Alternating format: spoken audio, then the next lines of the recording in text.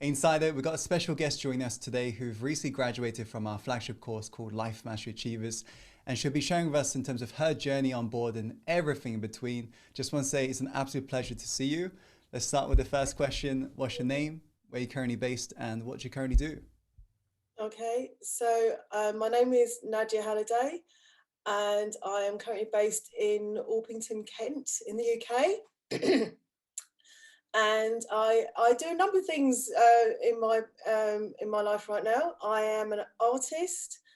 I am looking to do tutoring, especially in maths, coming up, and I do volunteering for Bromley Lewisham Greenwich Mind, which is BLG Mind. Also, I'm supposed to be doing tutoring there as well. So it's a Wow, mixture of things I do. awesome. I like Yeah. your wristband, by the way. Oh, boom. On a serious note, where I want to kick this off was just rewinding time, Nadia. Yeah. Before you had come across the LMA, before you had come across our work, do you mind just kind of just sharing with us like a glimpse of some of the inner battles, the inner blocks you were going through? How was it showing up in your life? What problems was it legitimately causing you? Okay. So I was not in a good space. It was just I was just in a really horrible space. I had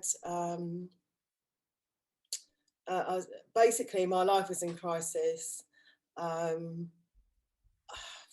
I was not I was not even getting out of bed. That's how bad it was.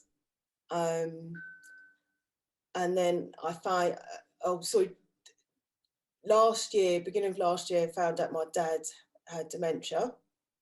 So that was one thing. Going over to see my mum and dad, they live locally, but you know, they could be like 50,000 miles away as well because of, unfortunately, my relationship with one of my brothers. I'm the eldest of five, and there's me and then my next brother, and the relationship is toxic, unfortunately. I wish it wasn't.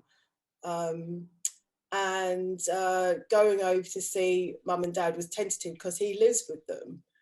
Um, and then, you know, and then in November, my mum was really ill, and she had to go into hospital really quickly. It was supposed to be just a checkup, but in the end, she was in there for 3 weeks.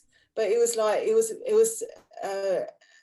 kind of unsure that maybe, just maybe, she had a quick growing cancer. It was, you know, there was those thoughts going on, and uh, with the relationship with my brother, it wasn't working. We weren't working together. It was awful. You know, I just wish that we could have, but it was just not good. Mm. And we it's just like yet another time when we fell out, Right. and I was just I was just not in a good space. My husband would come back home from work and um, say, "Oh, do you want to come down for a meal?" I didn't even want to do that. I was just not, you know, it was not a good space. It was a very, very black time for me. Right. Yeah, So you had yeah, a lot of, it's almost like a series of bad events, one after yeah, the other, just kind of yeah. hitting you. And compounding. Yeah, Mm. yeah, And you were saying you almost got to a place, or you did get to a place where you're finding it hard to get out of bed. yeah. Literally Wow. not getting out of bed. Yeah. Is that Um, due to, is that due to lack of motivation, or you felt is it more emotional reasons, or? you know that. So that's a really great question. So for me, it was really interesting. It was like I was motivated, but I couldn't do it.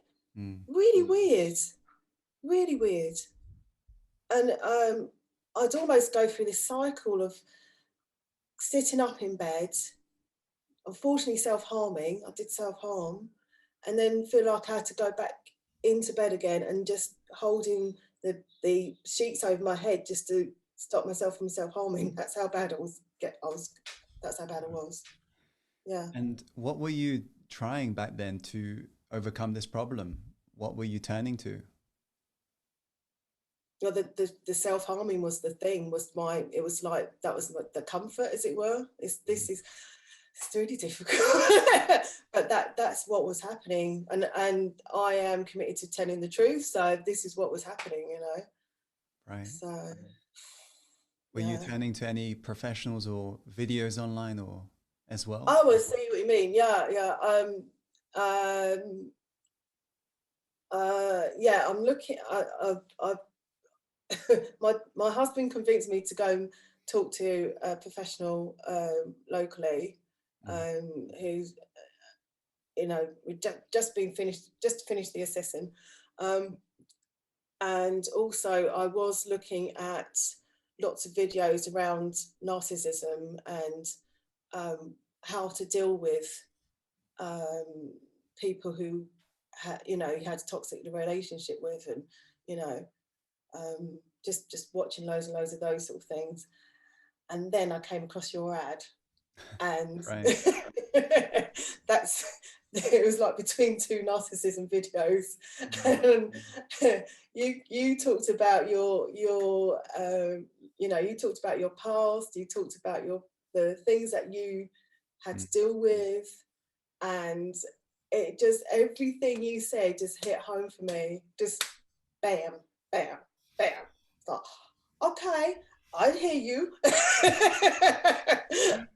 I hear you, Tim. I hear you. Okay, this is interesting. And then I went on to the next video that you said about, and that's when I said, okay, I'm going to log in and be part of the question and answer coaching sessions on the Saturday, Right. The you know, at the start of masterclass. Yeah. yeah, yeah, Right. So you were yeah. sat there going through this free masterclass with us. Um, But I haven't told you the rest of it. oh, okay. Go I, for yeah, it. so I went and was on your masterclass, yeah, Mm. the question and answer one, Q&A, and I had to stop it because I actually did have an A&E appointment.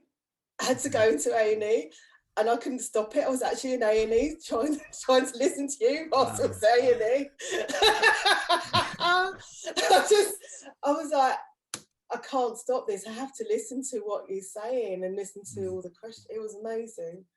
And I did eventually have to stop it because then the doctor called me in. But you know, I was partly interrupting people. I was fighting because of the video, you know, because of hearing the Mm. video. That was November. I mean, it was just amazing. I was actually having physical problems with my like acid reflux thing going on. Mm. I've worked it out what I need to sort out, and I don't need the tablets anymore that he gave me. Nice. So yeah. Okay. So you were sat there in A&E listening to me and all sorts. Yes. Um, Yes. eventually, you were presented, of course, a chance to join the LMA course. If Yes. you were to be honest with us, and I'm sure you will be, what were some of your biggest fears or doubts you had about possibly joining us, and what ended up putting those doubts to rest for you? Because of course you did get involved.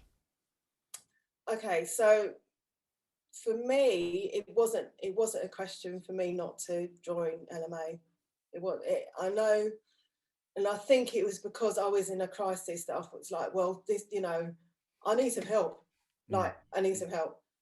And it just seemed like this was the path for me to go and take, to go forward, and you know, hopefully get some kind of resolution, some solution into what, you know, all this series of problems I was having in my life. And to 2020, you know, had had COVID, and at the start of COVID, I thought, yeah, right, I'm a creative. I can go forward with some of the work that I've been putting off for years. I still was putting it off. And it was coming to November and I still hadn't done it. I was so, oh, I was just in such a yucky state. Just, you know, not being able to breakout, breakthrough. It just wasn't happening, you Right. know. So you had no And doubts. No doubts. I had actually no doubts about coming. Wow. Yeah, the my wobbly bit was doing first week. I was in a state of confusion and like, what am I supposed to be doing first? And for me, it was like, okay, do it the first time round. Anything you said was an option, I'm doing it. Right. So yeah, so it was like, you know, I was like, okay, you know, whatever it takes, I'm doing it, because I knew that, you know, somehow, some way this is going to help me, and it has. It's been amazing, absolutely amazing. Thank you, Yeah, thank you for. you're welcome. You're welcome.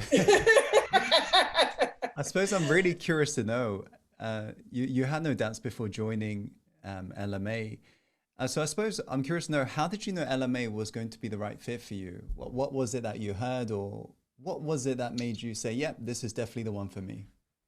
It was your story, Tim. It was you telling your story. It, you know, I've heard, not lots, but I've heard some people talk about what they've had, what they're putting, you know, what they want to go and put over, what they want to market.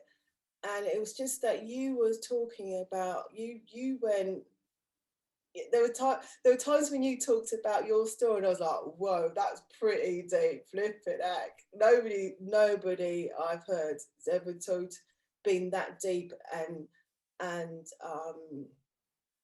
you know, uh, talked about talked about your failures and then how you've overcome them. I've never heard somebody, you know, any of these influential speakers talk like that. Mm. Okay. And yeah, it just, that's what I'm saying. When I'm saying, when I saw your video and you just went, it just hit home. It just hit Mm. home. That's why, you know.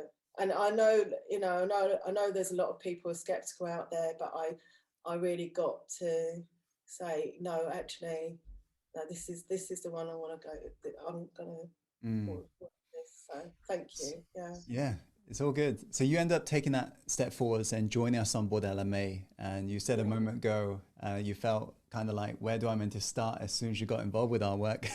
Before we Yeah. talk about that, initial first impressions wise, when you began to, get involved with the work, what exceeded your expectations or made you feel the happiest about joining LMA? Um, I'll tell you what really got me at first. The first thing was when I was on um, the Q&A session, Yeah. the first one in November, Mm. was when you called out people's names. I was like, yeah, you're not going to call out you called out my name. I was like, this is really live. This is authentic. This is live. This is happening. Mm. And, you know, it's happening in real time. To be able to be keyed in like that, that I thought was amazing.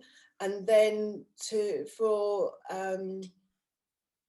Thomas to follow up and see how I was doing, how I was working with it, I thought that was great. I thought it was really lovely. And then, you know, like I said, I did have that confusion, and she was saying, well, you know, you can just you can sort of pick and choose. You've got a smorgasbord of things that you can work with and key into and work with, you know, and be consistent. Just, you know, in fact, her message was to just do something 5 minutes a day. That's fine. Just don't go mad. I was like, no, I'm doing everything. but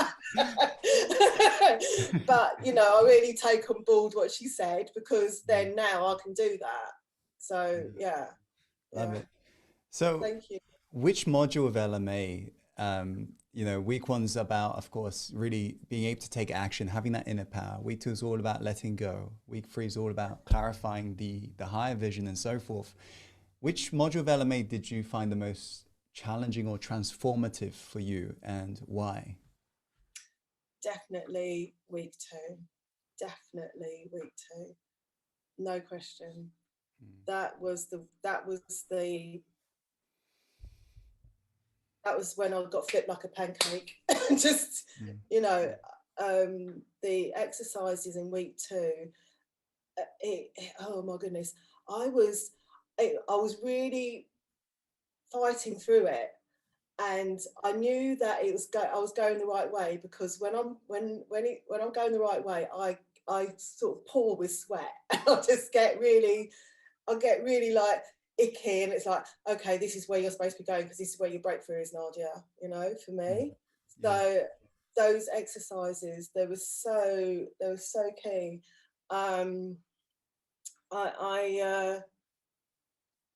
You know, I'm in a loving relationship with my husband, and I had people in my past that were toxic as well. So I realised I've had this thing in my life that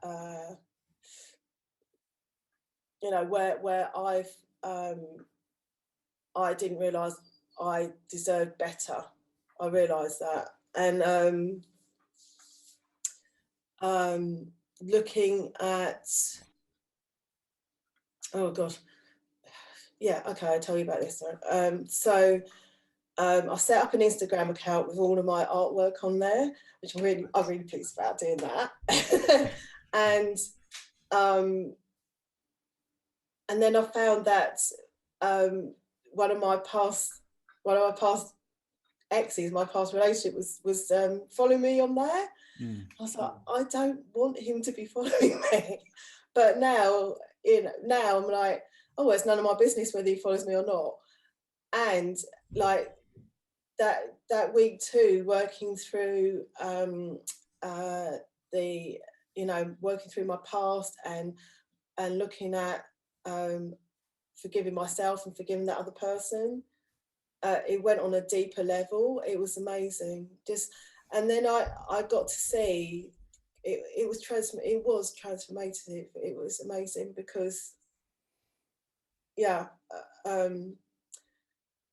I've had a number of sexual abuses in my past as well, and it was just that was the week 2 was just that was the thing that was definitely my biggest breakthrough. It was amazing, absolutely amazing. So I really appreciate you did that for me.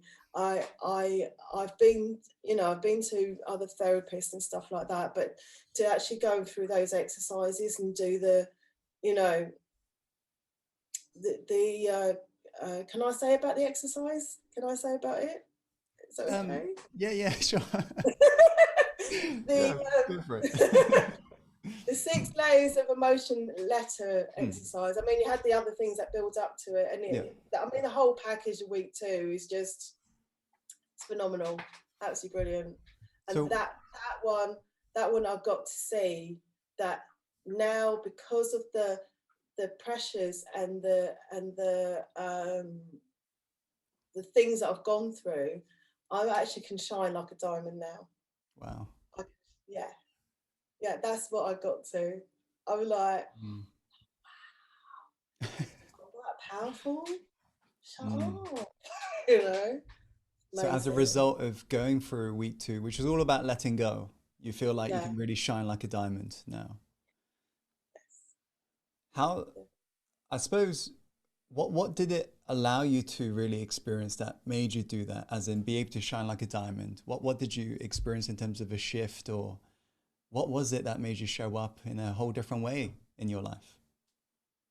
I think, I think I didn't realize it. I would say I'm good. I would say I was good at forgiving people. I'm good at forgiving people, and I think it was just to go and acknowledge it, and then, you know, forgive myself, forgive that other person.